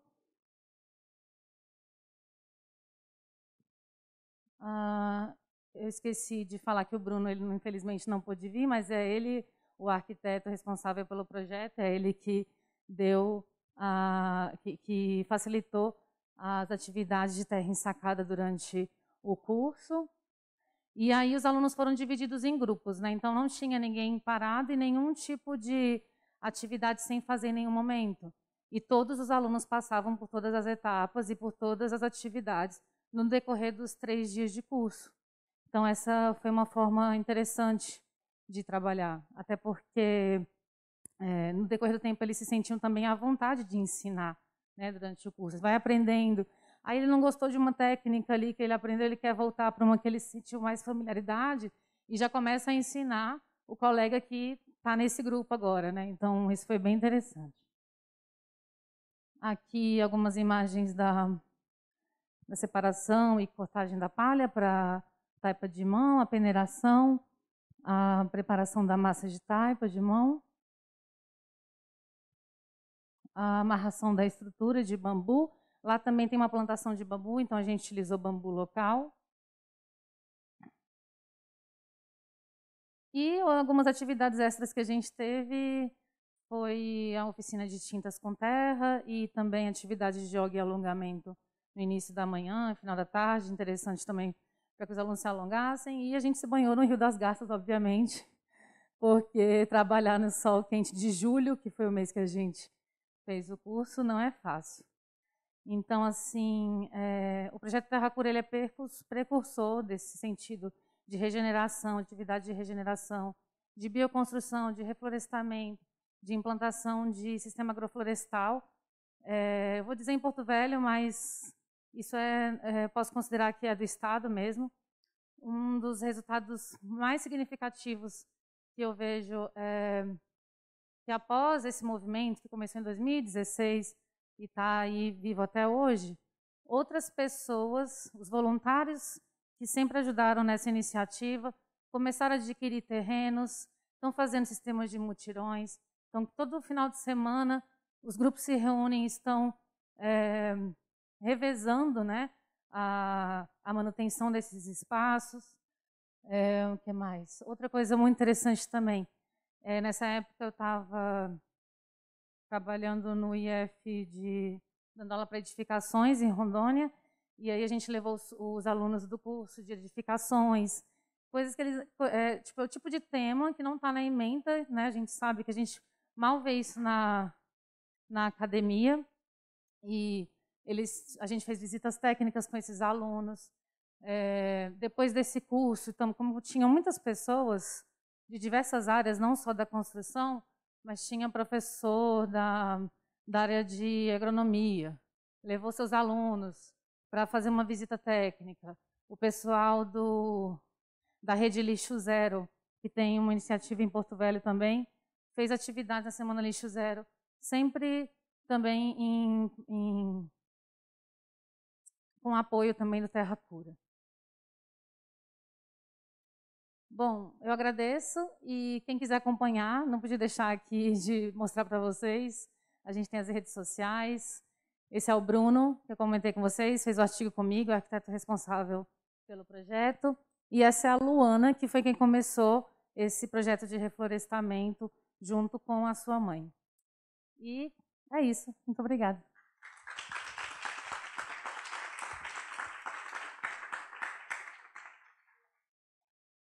Muito obrigada pela apresentação, Regina. Agora nós vamos convidar todos que apresentaram nessa sessão atual da tarde. Então, eu chamo a Daiane aqui para a mesa. Gabriela, novamente, por favor. Sérgio já está aqui. Parisotto já está aqui. E a Regina Célia, por favor, pode permanecer. Pode sentar.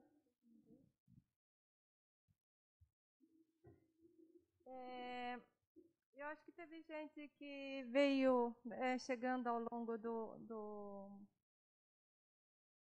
curso, né, das apresentações. A gente fecha. Tem a tampa, né, Daiane? Tem uma tampa na frente? Obrigada.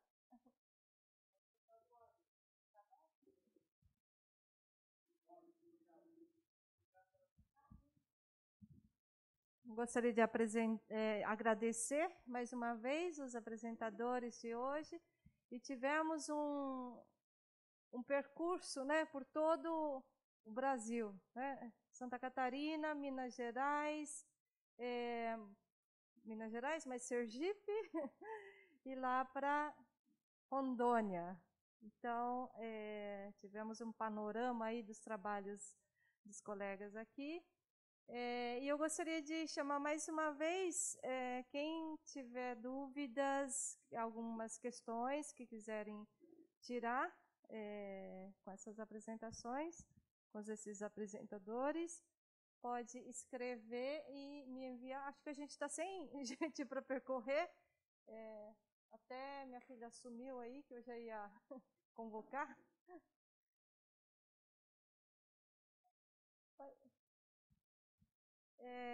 Não, o sistema de coletar, alguém coleta, ou cada um pode trazer, né? Quem tem perguntas, anotar os tópicos, ou se conseguir falar, né? Se aproximar também pode ser.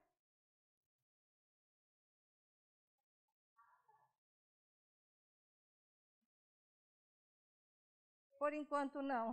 Tá bom. Então, achei bastante interessante, né, os temas, né, que variam, desde a questão dos patrimônios, e está sempre, a todo momento, ela está conectada, né, o saber fazer, né, e o desmonte um pouco, né, dessa questão revestida ainda de bastante preconceito, que é muito, muito discutida dentro da Rede Terra Brasil, e os esforços de trazer, né, através de ferramentas, através do ensino, de tentar ligar essas lacunas e essa distância existente entre os saberes e a realidade que a gente tem. E de que maneira a gente traz isso para dar continuidade, né? Então, nas duas apresentações iniciais, nós tínhamos essa questão, né, de desmantelamento mesmo. E os próprios dados do IBGE, né, não consideram as construções com terra como uma habitação adequada. Então, a gente, na nossa região, também tem muito isso, da classificação do IBGE da casa de terra como uma habitação inadequada. Então, nós, por exemplo, ao sul, no Vale do Ribeira, é o IDH mais baixo do estado de São Paulo. Por quê? Tinha muita comunidade quilombola, muitas construções com terra, e isso fazia com que o índice de desenvolvimento humano da região caísse muito por conta da leitura da casa de terra como inadequada, né? Então, acho que é interessante esse panorama, essa análise que vocês fazem inicialmente, né, nos trabalhos, para que a gente possa contextualizar, entender como é que está todo esse movimento, as políticas públicas, né? E, no geral, a gente percebe a desvalorização, né, por parte dos órgãos né, estaduais, federais, enfim. Mas estamos aqui na resistência, buscando valorizar, resgatar, na luta. Eu acho que eu vou abrir aqui também o questionamento, o compartilhamento de um apresentador com o outro também, acho que pode, nesse sentido também. Tem, provavelmente, tem coisas em comum, tem coisas que eu acho que poderia ser colocada à vontade. Sim, tem até uma curiosidade. Eu e a Daiane, a gente faz parte do mesmo mestrado lá na UFMG e temos a mesma orientadora, né, a professora Sofia.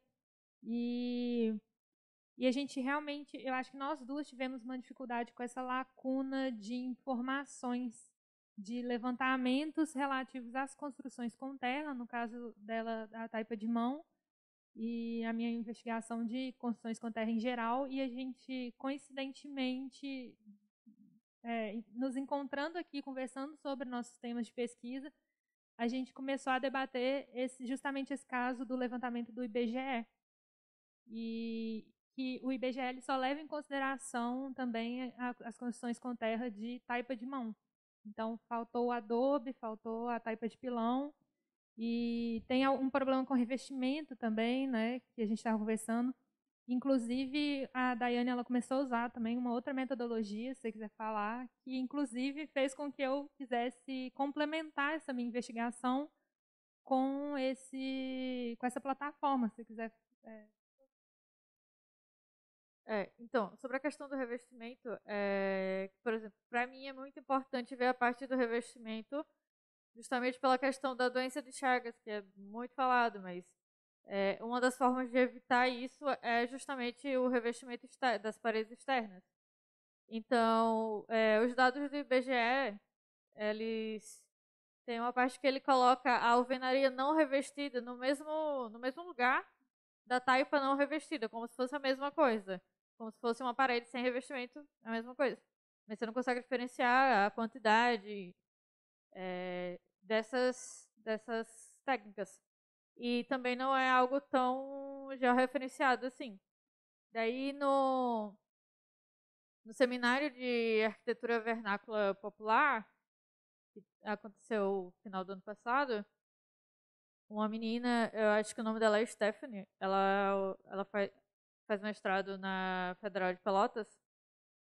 Ela estava usando a plataforma do SECAD, que era uma coisa que eu não conhecia, que é uma plataforma, ela reúne dados do Cadastro Único do governo federal.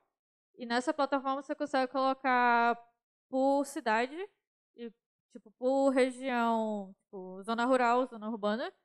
E aí tem um campo que é a situação do domicílio e material predominante nas paredes externas.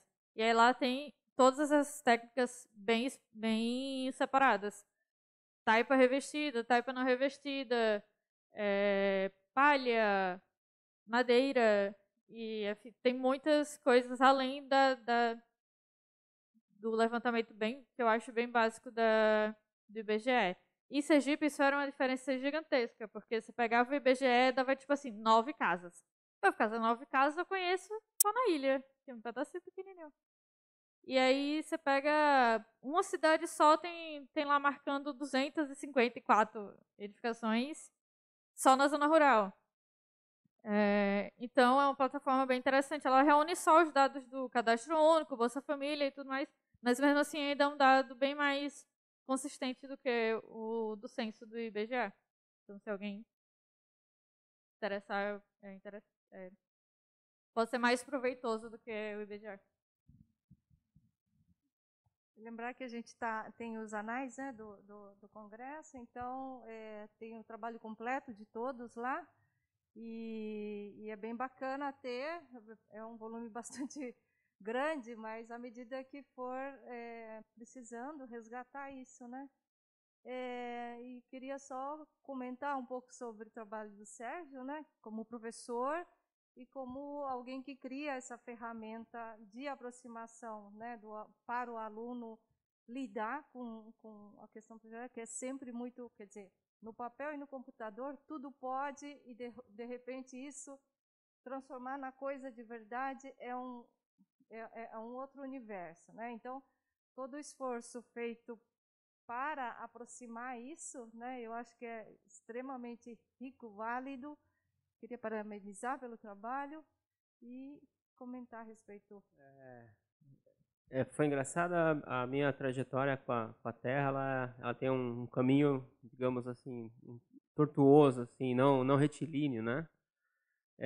Eu até no começo, na graduação, tive o privilégio de estudar numa universidade que tinha um enfoque fortíssimo, né, de construção com terra, o extinto curso de arquitetura e construção com terra, a Unimep,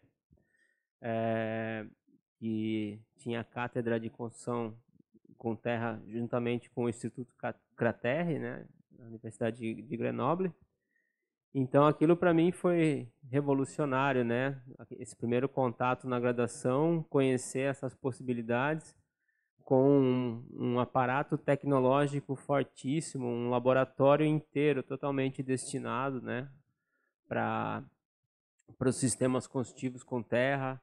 Então penso, né, na importância que isso tem na hora de estar mostrando mais possibilidades, né, aos estudantes e desmistificando, né, nesse mesmo contexto, nesse mesmo momento, eu tive contato com o livro do Eduardo Salmar, que é a Arquitetura de Terra no Campo e na Cidade, onde ele contava toda essa história, né? E como a terra foi culpada equivocadamente, né? Com o problema do barbeiro, que está mais associado com a questão das patologias construtivas, né? Que elas estão presentes em qualquer sistema construtivo mal executado, né? Então não é uma coisa intrínseca da terra. Então, novamente, a importância, né, da academia em estar trazendo o conhecimento, né, acerca da história e do desenvolvimento tecnológico da construção com terra. E saindo para o mestrado, minha ideia era continuar, né?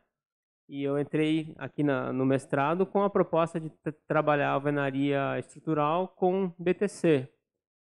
Mas daí houve aquela desorientação no meio do caminho, né? E eu fui levado para cerâmica.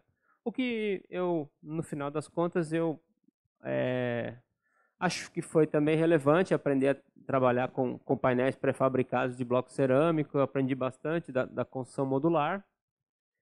Mas acabei me afastando um pouco, né? E depois fui trabalhar de professor substituto.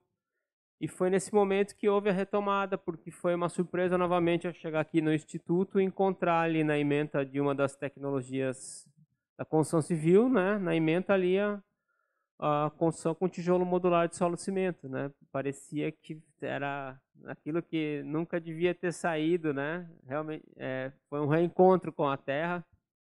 E aí foi a hora que também eu consegui unir a esses outros conhecimentos, né, do desenho auxiliado por computador que vinham caminhando paralelamente,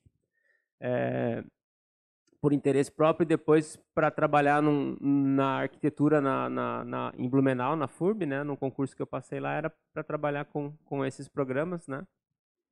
E ao entrar em definitivo aqui de volta para o Instituto Federal, as duas coisas convergiram, né? E então, como eu falei, né, esse caminho foi resgatado e meu planejamento é continuar, né, nesse processo de sensibilização dos alunos e que, como disse a Kemi, né, ficar na trincheira, na resistência aí, né, mostrando que não construir com terra não é um romance, assim, é realidade, né? E nós somos partes, né? Nós podemos fazer essa realidade acontecer.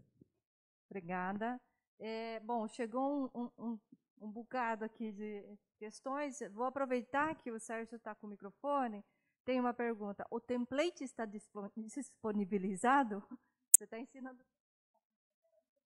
O template, eu vou disponibilizá-lo. Eu vou colocar ele num drive e, de repente, acho que um link nesse vídeo que vocês conseguem acessar pelo YouTube, né? No artigo tem um hiperlink ali, vocês vão ser redirecionados para o vídeo. Eu vou colocar ali no primeiro comentário do vídeo, eu vou disponibilizar, então, esse template lá para vocês. Eba, vai ter gente comemorando aí. Legal. Vamos dar sequência, então, Daiane. Daiane somente parabenizando pelo trabalho e pela provocação aí geral. Obrigada. Vamos lá, Gabriela. Para você, a pergunta é: como a população local interage com os tombamentos de construção, da bioconstrução? Ou dessas construções tradicionais com terra? Assim. Sim. É uma boa pergunta, porque esse trabalho foi feito muito distante, né?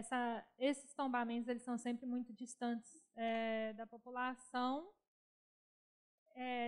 Todos são de caráter público, né? Em sua maioria, assim, os levantamentos. Após o rompimento da barragem, do que eu sei, assim, tem uma publicação, inclusive que foi participação do professor da UFMG também, em que aí sim ele descreve um pouco a relação das pessoas, porque Bento Rodrigues depois que eu li esse documento, né, que é eu esqueci o nome dele, mas até o final da minha fala eu lembro.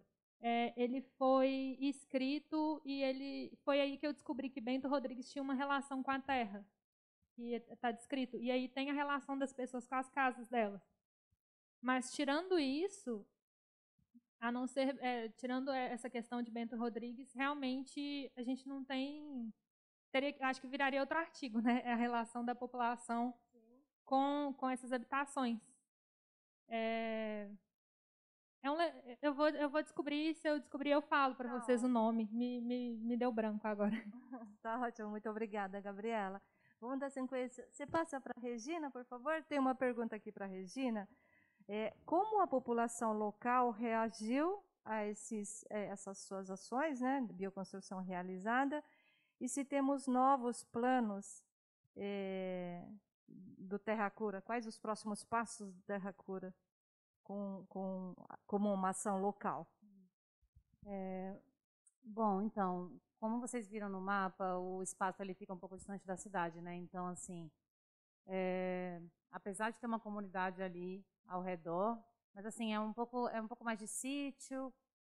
Esqueci de falar também que tem ali um espaço de recuperação de dependentes químicos, mas a comunidade ali ao redor ainda não houve uma interação significativa, não por falta de convite ou coisa assim, mas porque a gente tem essa questão de preconceito mesmo com esse tipo de construção, né? Agora, uma coisa que foi bem significativa é que depois desse primeiro curso, como passou em televisão, jornal, tem a rede social também, houve convite para palestrar em faculdade, no evento Lixo Zero, como eu comentei, em congressos do Instituto Federal ou até de outras faculdades também. Então, esse assunto está começando a ser colocado, não necessariamente super discutido, ele realmente está se encaminhando a passos bem lentos, mas eu vejo como muito significativo, porque muitos alunos, a gente tem lá 3 faculdades de arquitetura na capital, e tem tem umas 4, 5 de engenharia civil, e a única faculdade pública que tem é no interior, já divisa com Mato Grosso, lá em Vilhena. Então, assim, eles começaram a ouvir falar disso, né? São poucos os professores também que falam desse assunto, que querem contato com isso. Então, assim, mais pela mídia local do que necessariamente por uma ação ali naquele espaço. E em relação aos projetos futuros, se vocês entrarem na rede social, que está sempre sendo colocado alguma coisa, as atividades não param, porque criou-se agora esse grupo de permacultores que tem mutirão todo final de semana. A gente agora está na época de chuva, então as atividades estão mais focadas no reflorestamento, na plantação, mas começando aí março, abril, já volta às atividades de obra. E aí provavelmente vai ser feito finalmente a cobertura dessa casa. E vai começar as paredes internas, né? A gente já está com todas as paredes externas prontas, e agora falta as paredes internas. E é isso. Acho que Obrigada. Eu tenho uma sequência de perguntas.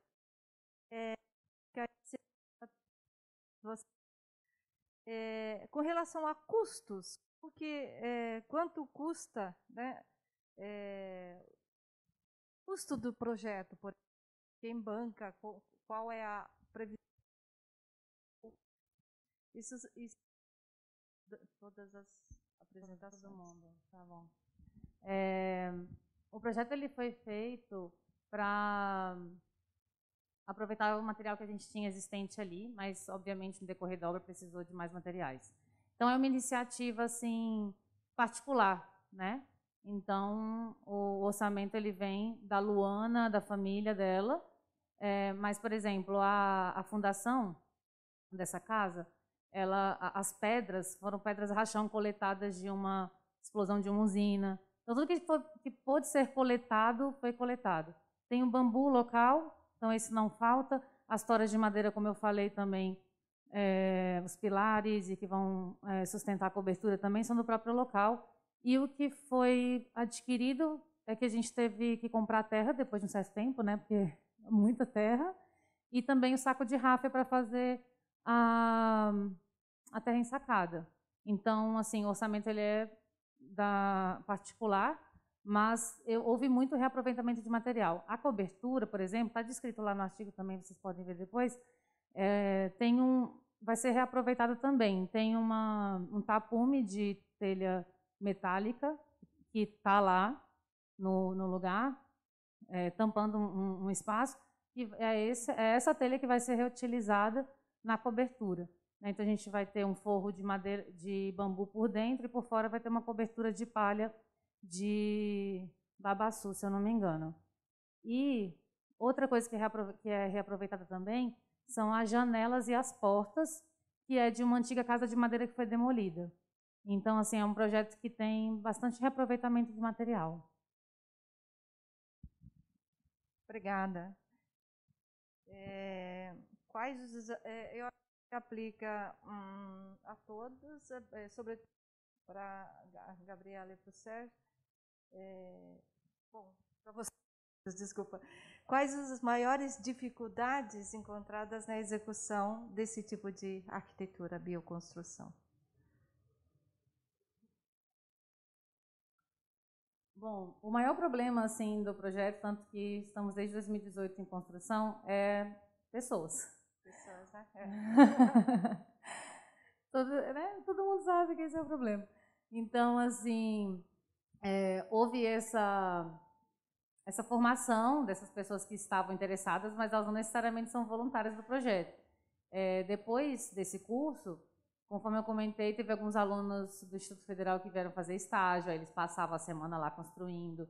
Teve outro aluno também que fez um TCC, né, como um desdobramento também aí de resultados desse curso, contando um pouco sobre esse projeto. Mas agora que formou-se uma rede de permacultores e que outras pessoas estão plantando e construindo, a obra está andando um pouquinho mais por conta disso. Como cada final de semana tem um grupo que passa em cada lugar, a obra está andando. Mas a maior dificuldade mesmo é a questão de pessoas de forma corrente, né? Porque às vezes tem muita gente, às vezes não tem ninguém.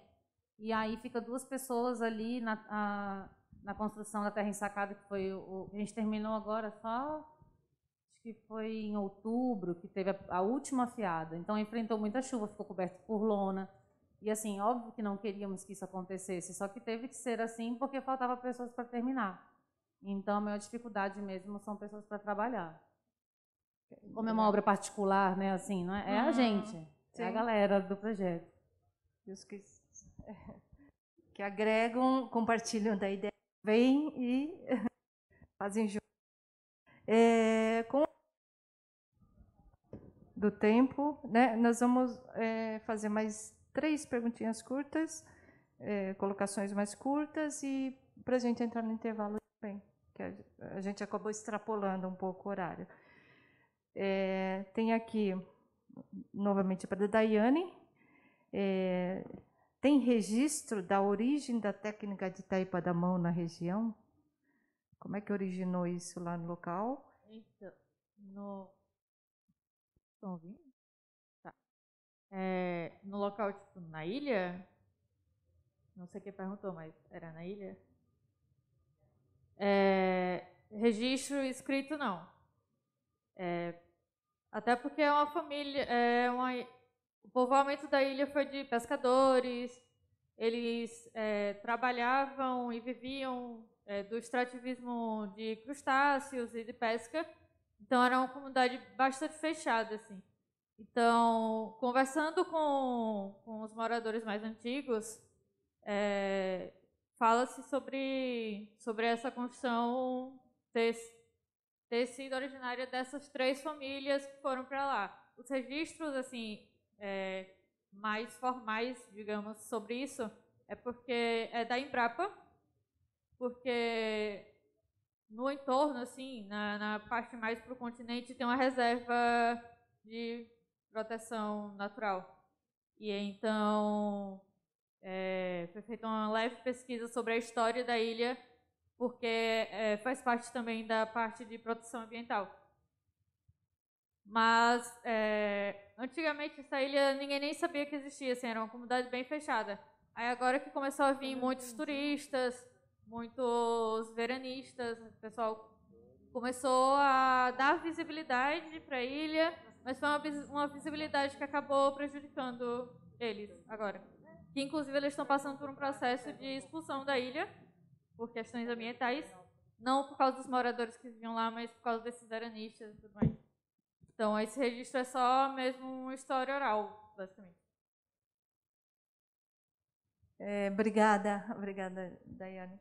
E realmente a importância, né, do resgate histórico, de investigar lá atrás, porque normalmente para essas comunidades não tem esse registro escrito, como você falou, e a importância de atentar o olhar, o ouvido, para aquelas pessoas lembrarem como que foi lá atrás, né, e trazer isso. Uma das funções nossas, né, seria isso. E uma última pergunta para o Sérgio.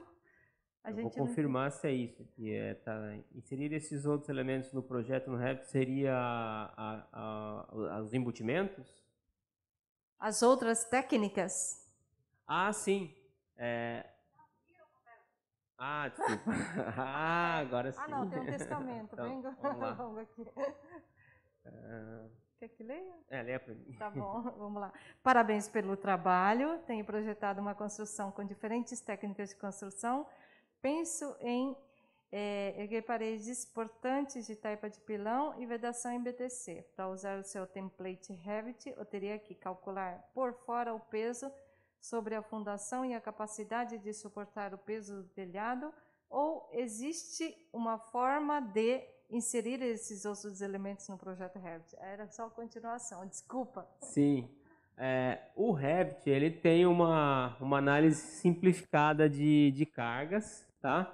E você consegue alimentar essas informações nas famílias ali, nas propriedades dos materiais, né?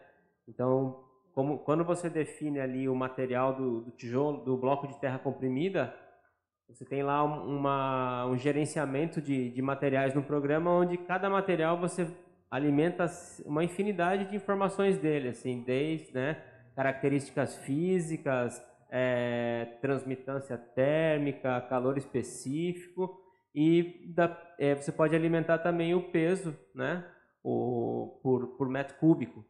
Então, isso consegue depois ser utilizado numa análise de cargas, como eu disse, que é uma maneira mais simplificada, né? Eu vi alguns vídeos sobre o assunto.